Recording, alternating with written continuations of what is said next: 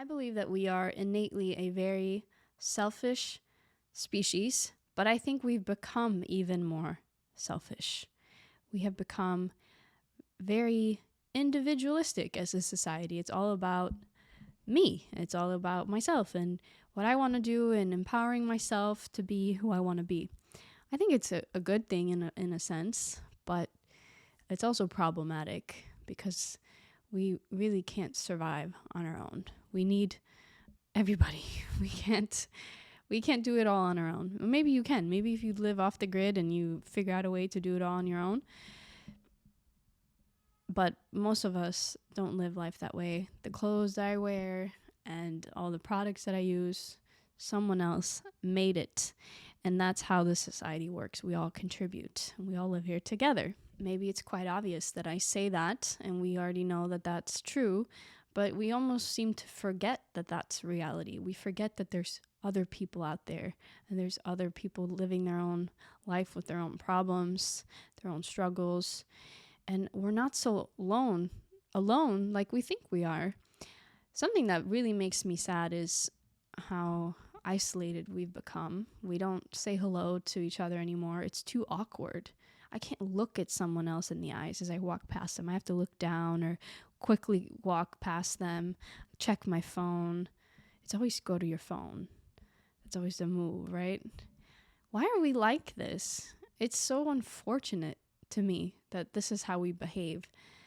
And I say that we've become more selfish because it seems like it. Because when you hear stories from the good old days and all our grandparents talk about how they walk down the street and they'd say, "Good morning, how are you today?" It just seems like it's changed. And I was thinking about it yesterday. I'm like, man, am I going to become a cranky old person that says, "Oh, back in my day"? And then I realized I already am. I already am a cranky old person that complains about how the world is now. It's so sad to me. I love people. I love connecting with people. Obviously, I created a whole podcast so I can. I love hearing people's thoughts, their stories, their experiences, and we've just become so isolated from one another. We don't do that anymore. We don't talk to each other, and it's awkward now trying to start a conversation with somebody that you don't know, because it's like, oh, I don't know you. I grew up in a country where that's very common. I don't know if it's something about the northern countries in Europe, in Scandinavia, where that's normal because they're just so cold. It's always cold and you just stay in your own house. You don't talk to anybody. I don't know historically if there's really anything to it, but Swedes tend to stick to themselves. They don't like to connect with other people. Even as a kid, or I was in high school, I would be waiting for the bus. I remember my iPod died, or a phone, whatever I had. I didn't really have like a smartphone, but I had like a phone that you could at least tell the time, and it died. And I asked this lady, I said, "Excuse me, do you know what time it is?" And she just looked at me like, "Why are you talking to me?" It wasn't like a, "Excuse me, sorry, I don't speak this language." It wasn't anything like that. Like she knew what I was saying. She was just like, "Why are you talking to me?" And I know every time I talk about this, someone has to say, "That's not my experience," or "Swedes are really nice." I hear this all the time when I tell people, "Oh, I grew up in Sweden." And they're like, "Oh, well, Swedish people are so nice, right?" And I'm like, man, I don't know who you met, but my experience, I didn't have that experience. And as someone who grew up in a country, again, where that was my experience, it makes me sad when I see it happening to everybody. Nobody wants to talk to anybody anymore. You don't say hello. And to me, I'm like, it's not even about having a full-on awkward small talk conversation. It's just acknowledging, hey, what's up? Hey, how's your day going? Just saying like, hey, I see you. You're your own person. We're crossing paths. And that's it. A lot of different things I want to get at today, but our selfish behavior is something that I really want to discuss. I want to talk about COVID. I think COVID was a great lesson for us. It could have been. It seems like it wasn't, but it could have been a great lesson. It was for me, at least, in respecting other people's health. I keep saying this, but anytime someone comes near me and they're sick and they didn't tell me ahead of time or whatever, I feel like someone comes over to my house and they're like sniffling. They're like, oh, don't worry, it's not COVID. I'm like, I don't care if it's not COVID. If you're not well, why are you hanging out with other people? And I think, did COVID teach us nothing? I think we act incredibly selfish once we have something that we want. We are not going to tell them that we're sick, but we expect someone else to do it for us. The double standard, right? And a lot of people do this, and it frustrates me so much. I'm like, how can you put my health at risk for your own selfish wants and desires, especially when it's not even that important? I know that people are making hard decisions, going to work when they're sick because we don't have enough sick pay, especially in this country. There's not enough anything, benefits or pay or anything to survive. So I have full empathy for that. And I mean that empathy. I know exactly what that is like. But what I'm talking about is when you go to kick it with somebody or you're just going to go get dinner. That's not that important. I know, like, if I'm sick, I usually send out, like, if I know I have a week of upcoming events or meetings, I let everybody know. I'm like, hey, here's what's going on. These are my symptoms. Let me know what you want to do. And most people will say, I don't care. I don't mind. Thank you for letting me know. Or they're like, oh yeah, no, let's reschedule. Because it's not up to me. It's not about how I feel. It's about them deciding. And then we do this thing when we want something. There's a psychological term for this, I'm pretty sure. I don't have it at the moment. No, I don't even know if I know it. But I think there is a term for it where you like downplay or kind of minimize what's the reality of something is. So you're like, oh, I'm having a slight runny nose with a little bit of a fever, because you're trying to make it sound like it's not that severe, because you're trying to manipulate the other person's decision. It's not fair. And we all do it. I know we all do it because, again, we're selfish. We just want what we want. And we're going to get it however we need to. We're all kind of manipulative. Most of us. There are some angels out there who are just living their life perfectly. And this doesn't apply to them, I guess. But we all are selfish to some extent. And we all act selfishly when we want something. And it's not cool. We have to start just making statements. Here's what's going on. Let me know what you want to do. Put people in a position where they can decide. I hate in life when I feel like I've been put into a corner where I feel like someone's trying to manipulate me or make a decision on my behalf or something. It makes me feel like it's taking away my autonomy as a human, and it feels belittling, like it feels patronizing. I don't know what else to say. Like I feel like a child. Like I'm a grown adult capable of making my own decisions, but when you speak to me like that, I kind of lose a little bit of respect. We cannot act selfishly because we want something. We cannot manipulate other people's thinking and decision making based on what we want. It's not okay. It's as simple as treat people how you want to be treated. It really is. In every situation in life, we have to consider, how would I want them to treat me if they were the one who was sick? How would I want them to communicate that to me? Especially when we talk about things that are not that important, that are not life or death. You going to dinner, hanging out with somebody, whatever, that's not life or death. Or you going to a concert or something. Yeah, you really want to go? I know what it's like. I was supposed to go to Hawaii for my 24th birthday. Man, I feel like I'm getting so old. This was like early COVID, really early. I got COVID. I was very sick. I could hardly even stand up. I wasn't eating. I didn't eat for over a week, and I had no energy. And I was supposed to be in Hawaii for my birthday, so I got COVID for my birthday instead. That was nice. All my friends were there, and then they're like, where are you? They're like already there on the plane. And I'm like, yeah, I'm not coming. It sucked. It really sucked. I'd spent a lot of money on the trip, money I never got back. And I was bummed. It was always my dream. It still is my dream to go to Hawaii. I still haven't had the chance to go, actually. But you have to think about long term. We have to start changing our thinking. It's not about right now. It's about the long term. Because I was acting selfishly. That's also why I'm sharing this, because I was being selfish. I was thinking about me. I was thinking about the fact that I want to go to Hawaii. I don't care what it takes. I bought I can't believe I'm admitting this. I bought one of those nasal rinse things, like the neti pot. They work great, by the way, if you've never tried it. I still have it. I use it. But I thought that I could flush the COVID out of me so I could go take the test and be negative. That's how crazy I was. I was acting crazy. I was so obsessed with getting what it is I wanted. Don't do that. It's not cool. It's not cool to put other people at risk. Thank God I didn't go.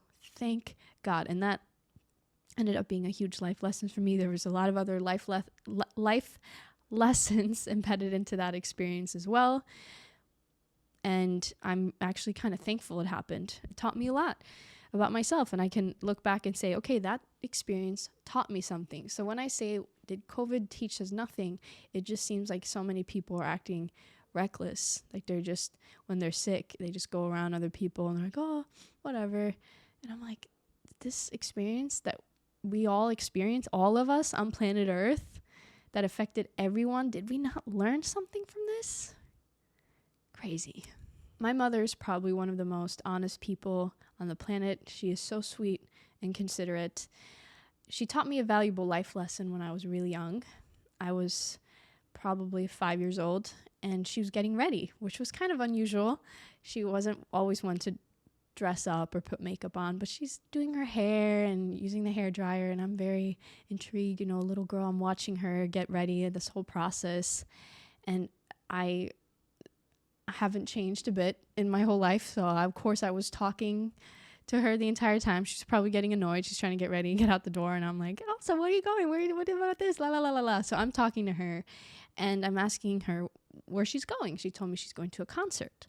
And I asked her, what kind of concert are you going to? And she told me the artist. And I was like, oh, but you don't listen to that kind of music. You don't like that. And she looked at me and she said, in life, we don't always do what we want to do. But we do things that our friends want to do or that other people want to do because we care about them. I was like, oh, wow. It was very, very profound. And it has always stuck with me. That life lesson that she taught me. It's not always about us and what we want. That is what I'm trying to get to today. It's not always about us. And that's unfortunately how we have become. We've always been that way. Like I said, we've always been this selfish species innately, but I think we've become even more selfish. There's so much I could get to when it comes to this topic, but I recently saw a little clip of, I think Elise Myers is her, Elise, I know her first name is Elise. She's on YouTube. This woman is so funny. She is the perfect example of someone who should be highly successful in a YouTube career and on a social media platform. She's so funny. Her comedic timing is excellent. The storytelling is incredible. She is musically talented. Her voice is incredible. And she's just so entertaining. She was saying one day, I think this was her. I don't want to say for sure, but I'm pretty sure it was her. I was watching. I came across her saying that she's like, I hate text messages. It's like you send this message and then you have this expectation that someone's going to answer you, right? This might not be exactly how she said it, but that's kind of my interpretation of it. And I was like, oh my gosh, she's right. It's kind of like a selfish thing that we send a message to somebody randomly whenever we feel like it, and then we have this expectation that they're going to get back to us, and if they don't within a few hours, we get mad or upset or even worried. That's something I will do. I'll just worry. I'm like, wait, because I pick up on patterns with the people that I regularly communicate with. There's a pattern, right? They respond usually within a certain amount of time. So if I haven't heard from them in a while, you're like, oh my gosh. But if you think about it, in what it is itself, it is kind of crazy that we have this expectation that I'm sending you something, so you better give me a response, whether it's a text message or an email.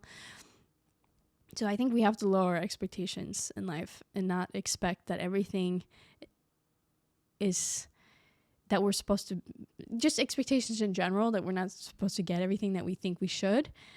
but also understand that not everything is about us. It might not have anything to do with you. They might be going through their own stuff and they're busy and they have stuff going on, so they don't have time for you. I think if we're always willing to be honest, I know I've given a lot of different examples here today, but if we're always willing to be honest, I think we're way more likely to get what we want in the end. Like a relationship, if you start dating somebody and you set a certain boundary or a standard, or you just communicate what you want or what you expect or something, you're like, hey, I'm not okay with this. We always have to be open and accepting of whatever the response is going to be, because that's the thing in life. When we communicate with someone, we never know what they're going to say. Even if you know someone well, you don't know what they're going to respond. You don't know what their current emotional state is. You don't know what they're going through. You don't know maybe their exact life experiences. You don't know anything. Well, you do. I'm not saying you don't know anything, but you don't know exactly in that moment what they're going to say, is what I'm saying. And if we set a boundary, then we have to also be open and understand that however they're going to respond is how they're going to respond. They might accept it, they might not. But if you set a boundary and then they say, okay, well, I'm not cool with that, and they walk out the door, then you can't go running up and say, wait, no, what the heck? You have to respect me. That's not how life works. You cannot expect anything from anyone. That's not how it works. You have to be comfortable in yourself. You have to learn to be so comfortable and secure in yourself and work on you, because that's the only thing you can work on. You don't have the power or control to work on someone else. It doesn't work that way. So you can only work on you and be okay with whatever response you get in life, whatever they're going to say, whatever they're going to communicate to you and say, hey, yeah, no, I'm not cool with that. Then you say, okay. And you let them walk out the door. That's an important thing to understand in life. That sometimes when you say, hey, I'm sick, okay, well, then I don't want to hang out with you. You have to be okay with that response. You can't say, oh, well, I was being honest with you, so you're supposed to give me what I want. That's not how it works. But I think it'll always lead us ultimately to true happiness and peace when we lead with honesty, because it becomes our character, it becomes who we are, right? Our behavior, everything that we choose to do every day, that becomes the person who we are. I want to wrap things up here with my limited knowledge of Buddhism. I am always very intrigued by Eastern culture and religion. It's something that I read a lot about. And Buddhism is interesting to me. I wanted to share this because I think it's ultimately something that we're all missing. Like, I want to say all of us, because most of us struggle with this. We all are suffering, right? And Buddhism is very based in removing our cravings, which will end our suffering. So how can we remove the craving? So if we're seeking pleasure, if we want something, that's a craving, right? We want more of that. We want to experience more of that joy. So we have that craving, which will lead to suffering because we can't have it. Same with pain and negative experiences. It's like we have the craving for the pain to end, for the circumstance to end, which will lead to suffering. But when we remove the craving and we live in the now, we accept what is, and it just is, then we'll still be sad and we'll still, have those emotions, but we remove the suffering element, which I think is something we all can benefit from. I think we all live, again, with these expectations and wants and desires, and they make us act selfishly. If you look at a lot of crime, if you look at a lot of poor behavior in the world, it's all based in a desire, right, of wanting something, taking it from somebody else or taking it out on somebody else. We have to figure out how we can remove the craving so we can end our suffering. Before I go, I wanted to share one thing that happened last night. I was taking a little walk. I like to take a walk in the evening, get some fresh air, look at the stars. It dawned on me, after doing some thinking, I always do like my deep thinking as I'm going on a walk, it hit me that everything leads to the positive. And it was so like, oh, this is so good, I gotta write it down. I got so excited. And I think it's true. It's not a factual statement, but I believe I choose to believe that to be true because I believe our experiences in life in general, everything that happens leads to the positive. I don't think that good and bad things happen in life. Things just happen. We have a reaction towards things. We feel certain things about it because of our connection to it. But things just happen. Life just happens.